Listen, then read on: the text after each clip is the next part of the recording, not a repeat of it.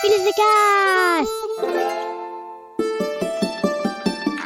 Mais j'en ai marre. Et hop, le problème est réglé. Je peux me mettre en pyjama. Tu vas voir, ça va le faire. Ras-le-bol des épinards. Des solutions à tous tes problèmes pour une vie bien pépouse. Alors, merci qui ? Merci Rémi. Bonjour, aujourd'hui c'est la Saint-Glinglin, alors bonne fête à tous les glinglins.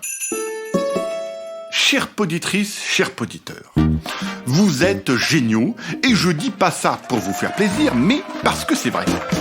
Je reçois des tas de mails, des messages audio et vous me dites tout ce que vous dites à tous vos copains de m'écouter. Bon allez, on n'est pas là pour beurrer les tartines, on est là pour résoudre vos problèmes. Prenons par exemple le mail d'Elena qui râle parce que ses parents s'absentent le soir et qu'ils font appel à une baby-sittrice. Et ça, Elena, elle n'aime pas ça. Trop nul. Premièrement, les parents, quand vous partez à un super concert, pourquoi vous n'emmenez pas Elena avec vous ? Il n'y a pas marqué « concert interdit aux enfants » sur le ticket, que je sache. C'est nul. Les enfants aussi ont le droit d'aller au concert. Les parents pensent peut-être que ça n'est pas bon pour les enfants. Mais si, c'est bon pour les enfants, un concert, c'est bon pour les enfants, voilà, c'est aussi simple que ça. Bon, si les parents vont à un dîner super chic où il faut mettre des cravates et des robes de soirée et dire « c'est exquis, c'est absolument délicieux » ou « votre décoration intérieure est extraordinairement raffinée » ou « il est vrai que la conjoncture actuelle n'est pas très porteuse en ce qui concerne l'investissement à court terme ». Bon, là ok, je comprends, Elena, que tu sois mieux à la maison. Mais ma parole, cette maison, tu la connais par cœur puisque c'est ta maison. Alors pourquoi faire venir une baby-sittrice ? Cette baby-sittrice, elle n'y connaît rien à la maison. Elle ne sait pas où se rangent les couverts, l'aspirateur ou le chat.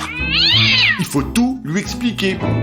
Les parents, donc, ils utilisent une baby-sittrice qui connaît bien moins la maison que toi et en plus, ils la payent. Non mais on marche sur la tête là, j'ai jamais vu ça.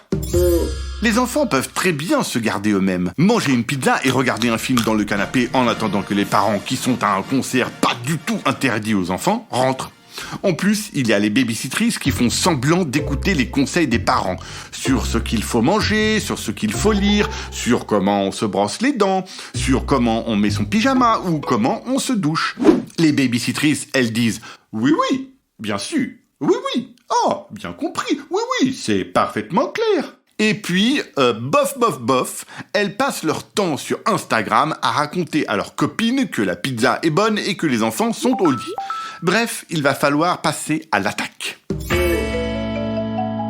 Premier truc à faire, c'est de passer devant la baby-sittrice avec une poubelle dans les bras et lui dire « je sors la poubelle, même s'il fait nuit, c'est pas grave, hein, c'est pas trop risqué pour un enfant de mon âge de sortir la poubelle la nuit. » Là, la baby-sittrice, si elle n'est pas trop nunuche ça veut dire bavette, si elle n'est pas trop nunuche, donc elle va te dire « Ouh là là, donne-moi cette poubelle, je vais la sortir moi-même. » Et dès qu'elle passe la porte d'entrée, tu l'enfermes dehors à double clé. Tu files à la cuisine, tu manges ta pizza et tu regardes son film. Et puis tu mets la musique à fond pour pas l'entendre tambouriner à la porte. Oh allez, ouvre-moi, s'il te plaît.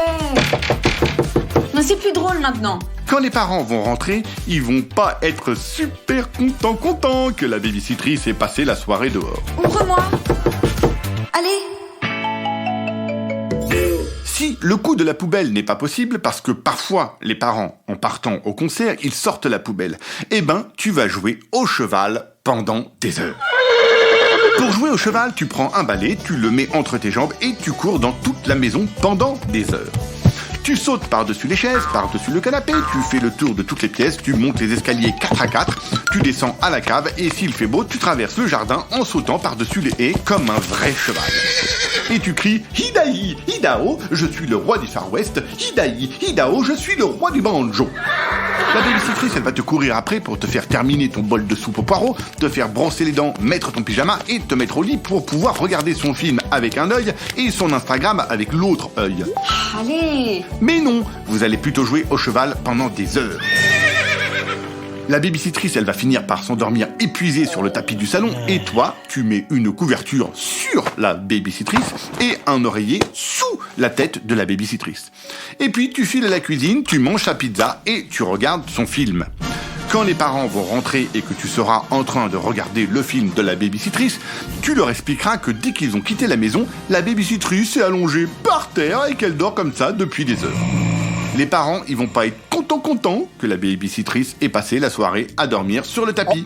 Et je peux te dire que les parents, quand ils sont pas contents, ils changent de stratégie. Ils vont t'emmener au concert qui n'est pas du tout interdit aux enfants, et en tout cas, ils vont arrêter les babysitrices, parce que ça suffit comme ça. Allez, merci qui ? Ah bah merci Rémi.